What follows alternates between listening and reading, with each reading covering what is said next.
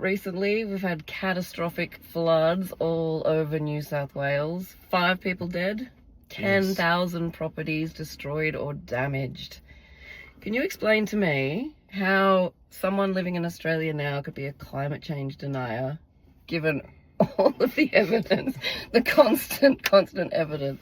I reckon they missed all of like basics, like science maybe in school. Yes, but they seem almost like flat earthers, like people who can see something with their eyes and believe something else.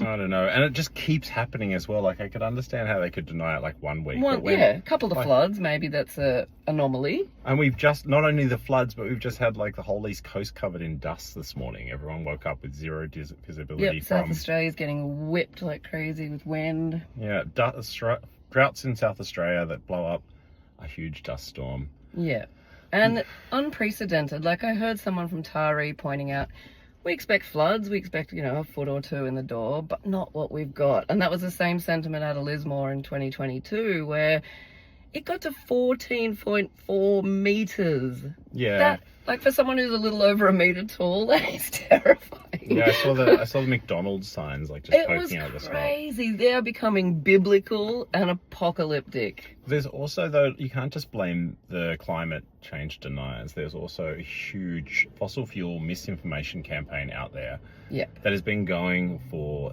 decades. And I think like if you absorb your news, or your family and friends do, through these kind of like false climate change denying sources, it's very hard to change your mind over that. Yeah. And they have big money. They can afford to manipulate the media and have their say.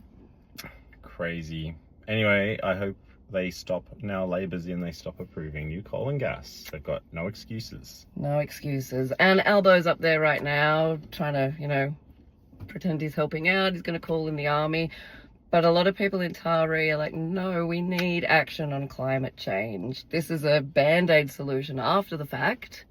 And what we need is to stop these catastrophic floods. Yeah. And the best way is to, The one of the best things we can do to see climate change improvements in our lifetime is also look at methane. Methane has stronger impacts than carbon dioxide, but it also breaks down faster. Like cattle farming and... Well, the low-hanging fruit is coal methane. Okay. Coal mines, if we just ignored agriculture and looked at the big super emitters in coal mines. So basically coal. Glencore. Open cut coal mines just emit huge methane, and they self-report, which apparently according to satellite... How can you trust a mining company to self-report? Yeah, satellite data that records methane emissions shows that they are, not surprisingly, underreporting. Of course they are. They can't be trusted, my God. No.